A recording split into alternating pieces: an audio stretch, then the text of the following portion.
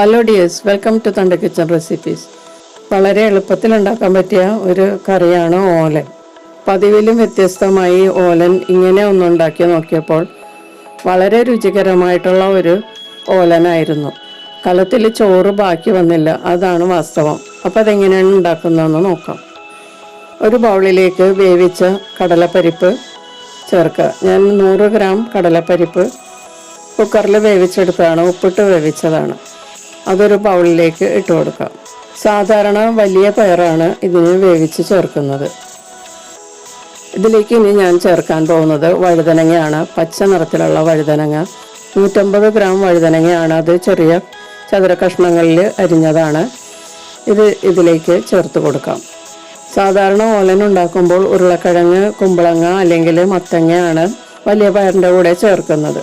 ഞാനിവിടെ കടലപ്പരിപ്പും വഴുതനങ്ങയുമാണ് എടുത്തിരിക്കുന്നത്. ഇനി എരിവിന് വേണ്ടി 2 പച്ചമുളക് 2ആക്കി കട്ട് ചെയ്ത് ചേർത്തിട്ടുണ്ട്. ആവശ്യത്തിനുള്ള ഉപ്പ് ചേർക്കുക. വഴുതനങ്ങയ്ക്ക് വേണ്ട ഉപ്പ് മാത്രം മതി. പരിപ്പ് നമ്മൾ ഉപ്പിട്ട് വേവിച്ചതാണ്, അപ്പോൾ അത് നോക്കിയിട്ട് ചേർക്കുക. ഇനി 2ാം പാല് ഞാൻ 1 കപ്പ് ചേർക്കുന്നുണ്ട്. വേണമെങ്കിൽ ഇതിലും കുറച്ച് ചേർത്താലും മതിയാവും. വഴുതനങ്ങയ്ക്ക് അധികം വേവില്ലാത്തതാണ്. എന്നാലും ഞാൻ 1 കപ്പ് 2ാം പാൽ ഉണ്ടായത് മുഴുവനായിട്ടും ചേർത്തിരിക്കുകയാണ്. ഇനി മൂടി വെച്ച് ഈ കഷ്ണങ്ങളെല്ലാം വെന്ത് പാലൊക്കെ ഒരുവിധം വറ്റുന്നത് വരെ വേവിക്കാം. 10 മിനിറ്റിന് ശേഷം ഒന്ന് തുറന്ന് നോക്കാം. ഇപ്പോൾ വഴുതനങ്ങ കഷ്ണങ്ങളൊക്കെ നല്ലതുപോലെ സോഫ്റ്റ് ആയിട്ടുണ്ട്. പരിപ്പ് വേകാനൊന്നുമില്ല, നന്നായിട്ട് വേവിച്ചാണ് ഞാൻ ചേർത്തത്. തേങ്ങാപ്പാലും ഒരുവിധം വറ്റി നന്നായിട്ട് കുറുകിയിട്ടുണ്ട്. ഇനി ഇതിലേക്ക് 1ാം പാല് ചേർത്ത് കൊടുക്കാം. ഞാൻ 3/4 കപ്പ് 1ാം പാലാണ് എടുത്തിരിക്കുന്നത്. അത് ഇതിലേക്ക് ചേർത്ത് കൊടുക്കാം.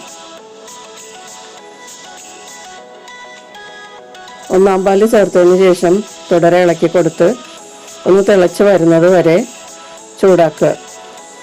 തിളച്ച് പോകരുത്. തിളച്ച് പോയാൽ 1ാം പാലിൻ്റെ ടേസ്റ്റ് നഷ്ടപ്പെടും.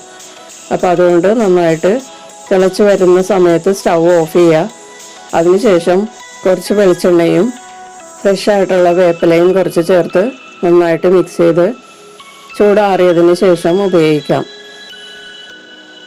ഇത് തണുത്ത് കഴിയുമ്പോഴേക്കും കുറച്ച് തിക്കാവും. ഇപ്പം ഇത് ലൂസായ പോലെ ഇരുന്നാലോ കുറച്ച് കഴിയുമ്പോഴേക്കും നല്ലതുപോലെ കൊഴുത്ത രൂപത്തിലാകും. പിന്നെ കടലപ്പരിപ്പിൻ്റെ കൊഴുപ്പും ഉണ്ടാവും. നല്ല ടേസ്റ്റാണ്. കടലപ്പരിപ്പും വഴുതനങ്ങയും കൊണ്ട് ഓലൻ ഉണ്ടാക്കുമ്പോൾ ഞാൻ വിചാരിച്ചില്ല ഇത്രയും ടേസ്റ്റ് ഉണ്ടാവുമെന്ന്. വളരെ നല്ല ടേസ്റ്റാണ്. ചോറിൻ്റെ കൂടെ കഴിക്കാൻ വളരെ നല്ല കറിയാണ്. ഇപ്പോൾ നൊയമ്പ് കാലമായതുകൊണ്ട് നമുക്കിത് ഇടയ്ക്കിടയ്ക്ക് ഉണ്ടാക്കി കഴിക്കാനും എളുപ്പമാണ്.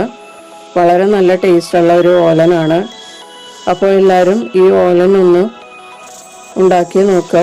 എന്നിട്ട് നിങ്ങളുടെ അഭിപ്രായങ്ങളും നിർദ്ദേശങ്ങളും അറിയിക്കുക. നമുക്കിതുപോലെ മറ്റൊരു റെസിപ്പിയുമായിട്ട് കാണാം. Thank you.